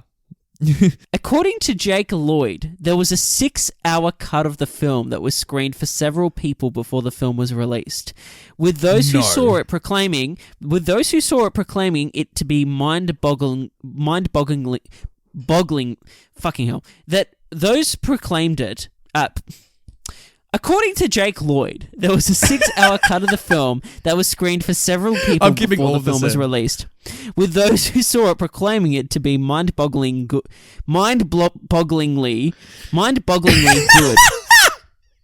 How good was it, Brenton? Mind-bogglingly good. Like the later lost cut of Star Wars from 1977, this cut has never been released publicly. There, I fucking said it. Holy shit. Oh my goodness. Round of applause for Brenton, listeners. Like, that was a mind-bogglingly great sentence just then. Oh, man. I tell you what, though. Would you want to see a 6-hour cut of this movie? Actually, you know what? I would. I'd watch it. Like, I don't know if it'd be good or like worth watching, but fuck, like you gotta watch it. Sure, like you gotta see like this thing. It's probably just more tedious bullshit, to be honest with you, Brenton. Just more conversations in hallways. Oh, like there's no way that it's gonna be mind-bogglingly good. I said it again. Oh, you're so happy you can say it now, listeners. Well, hey. All right, okay. I know. I said I had one more, but I got to say this one more because you'll love it. Okay, no, please go for it, mate. I love this. Okay, one more for Phantom Menace because there's so much shit I could talk about in this movie. Benicio del Toro was originally set to play Darth Maul. Del Toro left the film after Del Toro left the film after George Lucas took most of Maul's lines out of the film. He finally joined the Star Wars franchise when he played DJ in Star Wars Episode 7, Episode 8, The Last Jedi. Dude, wow, dude, that would have been amazing. Dude. Oh, seeing Benicio del Toro do it. Do you reckon he would have reprised his roles from like the James Bond movie? Sure, man. I think it would have been magnificent. Just like more when he like cuts down like Qui-Gon. Magnificent. Well, Nathan, take us away, buddy. Well, hey. Let's look at these films' posters. Nathan, let's look at them and look at them in all of their splendor. Holy shit. Oh my Holy goodness. fuck, man. They know how to make a good poster, you know what I mean? Return of the Jedi. Oh, Return of the Jedi is pretty busy. But I do like it. There's a couple things I would change. One, why the fuck is Luke's lightsaber not green? Doesn't make sense. I think maybe it's a callback to the white one he has in the original poster. Yeah, sure. Okay, yeah. But I agree, it does look weird. I love the expression that Lando was giving Han in this. That's the only other thing I would change is that I don't love Lando's like expression in this poster. No, it's very, very weird, and also it kind of gives away. I tell you what, this would have sold tickets by having Leia in the bikini on the poster. For sure. That was a bold decision, but yeah, like also having Han like unfrozen from carbonite kind of spoils he gets like rescued. Like I kind of wish it was Han in the carbonite like on the poster. Yeah, that would have been funny. That would have been hilarious. Oh, that would have been so good. But Brenton, I actually don't think the Phantom Menace has a good poster at all. Really? In what sense? It just feels like that kind of like mashup, like Photoshop, like kind of, I don't know. It just feels kind of bland. Like the thing is that Darth Maul has these like huge menacing eyes at the background of it, and you know, it has nothing to do in the movie. So the poster kind of lets that all down. Well, Nathan, I have another opinion, and that is that I love the Phantom Menace poster. I have always loved this poster. I think it's great. Oh, did you have this poster? Yeah. I don't have the poster, but I loved my my DVD copy, and it had this on the front of it, and I love this poster. I love basically that it shows all the characters. I like the spaceship. I like the Jar Jar's fucking in the corner, like hanging out, pulling that just grinning smile. Like nothing else. Oh my god.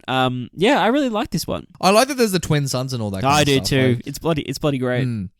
I think that's pretty good, but no, I think a better poster just should have been just Jar Jar. That should have been the only thing the fans knew going in. It should have just been Jar Jar, just like a freeze frame of him like running in the forest. I think that would have been a great poster. Sure, I'm down for that. That sounds like fun. Yeah. Also, the poster shows none of the amazing sets from the movie, so it would have been cool to have like in the background one of the planets that they visit, like the Naboo set or something. Or yeah, I don't know. Yeah, I think that would have been cool. Title talk, Brenton. Return of the Jedi. That's the thing! Did the Jedi return in episode 6? Luke became a fully fledged Jedi in this film. He became a man. He became a Jedi. He became a man. Like it's like a 21st at the end of it. Like everyone's like doing speeches and like making him skull down a funnel. Like with the Ewoks. Man. I think Return of the Jedi is a great title. It is I like the title. I just like, I don't know. I guess it's a singular Jedi. Like there's one that comes back. It's just Luke. So totally. Yeah. Totally. But okay, all right, we'll keep Return of the Jedi. What do you think of the Phantom Menace? Was there a Phantom Menace in Phantom Menace? I like the Phantom Menace. I think it's a great title. Fuck, it's a good title. Like, really? It has nothing to do with the movie. Like they're all trying to work out who Phantom Menace and Palpatine is the Phantom Menace. Was the Phantom Menace? I thought it was Palpatine. Yeah, well, it's both of them. It's the Sith, like, are the Phantom Menace, like. It's a Sith. Quick, everyone! It's like it's always the Sith. Like I don't know. I love that the working title for Attack of the Clones was Jar Jar's Big Adventure. That's hilarious. When it was when they filmed it, that was the working title that they had on like the clapper boards. So like I kind of wish that's what they called the episode 1 as well. Jar Jar's Big Adventure. They should have called it the name of my fucking book. Watch out, Jar Jar. It would have been good if it was like a Dora the Explorer thing where like Jar Jar looks at the camera and he's like, what do you think we should do? Should we avoid it? Maul, no swiping. It's like, it would have been great. I do, because you also know that this film was originally called The Beginning, like right almost until like the end. Really? Yeah, it was called Star Wars Episode 1, The Beginning. And like, what a shit title. It's like, yeah. Thank God they changed it. Thank goodness. But Nathan, thank goodness we're going to pass the power. Power to the people. Let's pass it to the people, the power.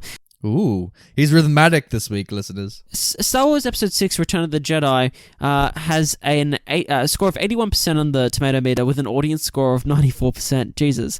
There you go. People are kind to this movie. Yeah. Except for Patrick Gibbs from the Daily Telegraph. He didn't like it, Brenton. He wrote, "The appeal perhaps will be the strongest to the young." I get his point. There's aspects of it, yes, but I think that the dramatic moments that we spoke about, that with those conflict between the father, son, and the master villain, I think are strong enough to make this movie appealing to adults. I would say the opposite. I thought this movie would be more towards the adults because it has the most mature scenes in the franchise. Totally, but I think there are some.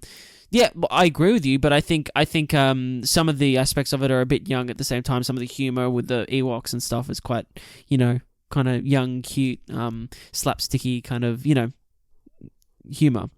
But I at the same time, like, some of the drama in this is some of the most adult stuff in the franchise. So yeah, absolutely. I like this quote from Widget Walls from needcoffee.com. He says the beginning of George's tilt towards the dark side. And that's the thing. Like, people act how surprised it was when Phantom Menace came out and it was like a pile of garbage or whatever it was. But like, you can see in Return of the Jedi like the seeds of that being sown. Totally. Yeah. Like, I remember, like, it's funny because when I marathoned them all, going immediately from Jedi to Phantom, like, it felt kind of seamless as far as the quality. I was just like, okay. So, yeah, I do understand what Widget is saying. Matt S. gave it 4 stars and wrote, "A great and classic movie. Mark Hamill is great throughout. One of the few films from the 70s that holds up." I agree with everything you're saying. Like, Mark Hamill is great throughout and whatnot, but one of the few films that from the 70s that holds up, there was heaps of great movies in the 70s. What are you talking about? Also, Brenton, I do want to point out this film came out in 83. You're so right. That's why I thought I'd include the quote, and it's fucking great. I'm like, man. Matt. That's hilarious. Nathan H. Nathan H. Oh. He gave it 5 stars. Nathan H. He gave it 5 stars. This says the ending is now irrelevant in Disney canon. Who cares? Legends is better anyway. The Legends is better. Anyway, the perfect ending to the Skywalker saga. Interesting. Well, Nathan, I don't think, like, the Legend stuff is that better. Like, have you read any of the expansion stuff? Like the novels or anything like that? No, not really. I know some of the stuff that happens in it, but no. No, I feel like it's just, I don't know. I'm sure there is great work out there, but like, I don't know. I feel like I don't need that to enjoy these movies. And like, but I do see why he's a little bit miffed saying the ending is now relevant in Disney canon, because, in the same way that Disney continued it on, like, it really does undercut Return of the Jedi, because if you go straight from Return of the Jedi to, like, Force Awakens, it goes to this really happy ending to, like, the universe is back into shit. Sure, yeah. Nathan, let's talk about John D's review where he gives it half a star and says, "Insult to intelligence. Ewoks. Luke's plan to save Han. No explanations why others join rebellion. Worst after Empire of First 6. Wow, this is John D. That's some strong opinions. I do agree that at the start, the rescue plan makes no sense. Totally. How everyone gets captured for no reason. Like, it's bizarre. Oh, it's so stupid. Oh, it's as stupid as that fucking blue elephant, to tell you what. Brendan 102105 says that this Luke would kill his last Jedi self in like 10 seconds, which is a funny comment. But I don't know if I agree with it. I think Luke's pretty fucking powerful in The Last Jedi. Oh yeah, the fact he can have like a Skype call like that distant, like, like. It is pretty good. One of my favorite moments is when you think Luke has stopped having his force powers in episode 8, but then when like Daisy Ridley knocks him to the ground, he like hovers himself before he lands on the stairs. Yeah. For sure. Yeah, he's got some great stuff. And then Emery Reynolds Rounds wrote on YouTube, "Hey, look, it's Luke before Rian Johnson ruined him." That's the thing. And like, obviously this is a contentious topic, but like, I love what they did with Luke in Last Jedi, Brenton. I agree. I think it was a strong idea. I don't think it was executed the best in some aspects. But I think it was I think they should have made that choice, to be frank. I think that was the way it should have gone. Let's move on to episode 1, The Phantom Menace, where on the tomato meter it has a score of 53% with an audience score of 59%. So, it's not as bad as I thought it was going to be. So, yeah, it's like we've had other movies that have lower scores than this on the podcast. Like, it's not the worst rating it could have gotten. So Kate from the Times UK gave it a negative review and said, "Do kids really want to follow a plot about intergalactic trade embargoes?" Which is kind of true. Like, I that's mean, you're kind of not the whole wrong. As a point. kid, Yeah. were you genuinely following this? Well, that was the part I'd like clock out in the film. Like, there was like a part in the second act where I was just like, I'd clock out and I'd play with my toys. You know what I mean? And then like, you're like, all right, we're going back to Naboo. Woohoo! So yeah, you just be waiting for it. Jesus, you just want them to bloody zipline up the walls like Batman. You're just holding out for those kind of scenes. Yeah, totally. Lee Rosen from People magazine didn't like it, and she said, none of the human actors here make much of an impression.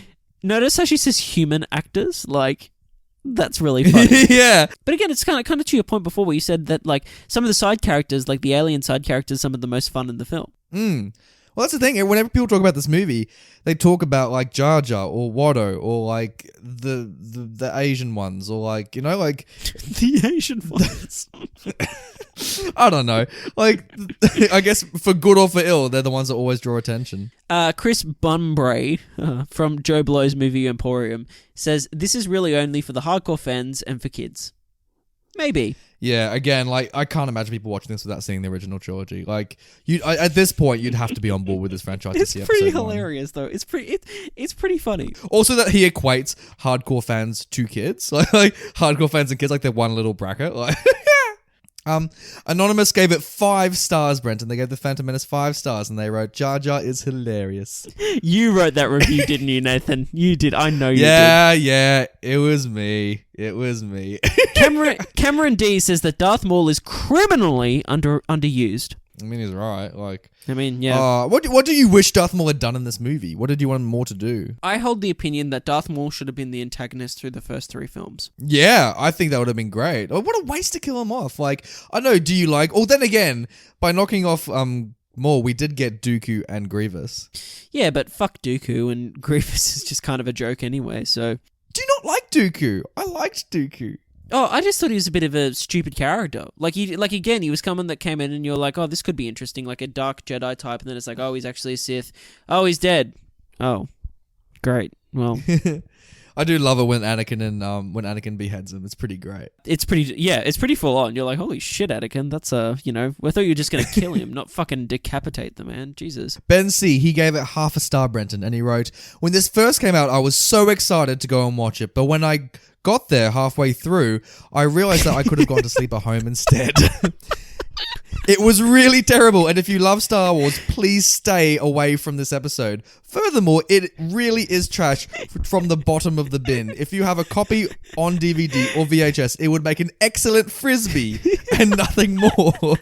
If I find a copy in my collection, I would burn it because it is a massive waste of time. Oh my god, that's a great review from Ben C. But it also sounds that's like literally your he's opening gag, Brenton. Like, it sounds like he wrote it in his like fucking therapy session though. Like, to be honest, like like his therapist required him to go to Rotten Tomatoes. Like, And then finally, a comment on YouTube from Lesmore Kelly says, "Sorry, but I enjoyed the prequels." And hey, Lesmore, that's the whole point about movies and why we do this show. You enjoy what you want to enjoy. You know what I mean? Like, there's no rules to this. It's all just opinion. It's all just opinions, Brenton. And that was our opinions on Star Wars. Holy fuck, dude. I gotta say, like... Oh my gosh. It's been great to really go back through this franchise and have a look at these films that are very famous, obviously, and give our opinions on them. It was a good time. It was a good time, I must say. Like, I've been wanting to talk about Star Wars in depth with you for a while, because we never have. Even in real life, we've never really talked that deeply about Star Wars. So, like, it's great we get to talk about these movies, especially these 4. Like... For sure. Like, yeah. And I love, despite the fatigue you keep saying, I love this franchise, and it's great because I'm not a big fanboy, so I'm like, I don't get hyped for any of these new ones, but I'm glad they exist, and I love the ride. Well, Nathan, I'm so happy. I'm genuinely really happy for you, and I'm glad that you joined me and I joined you, and we spoke about them today. It was a good time. Now, yeah, you audience lot, listen in. If you want to listen to our podcast on a regular basis, you get on the podcast app, you get on your bloody SoundCloud, you get on the YouTube channel, and you watch it there or listen to us on the audio mediums.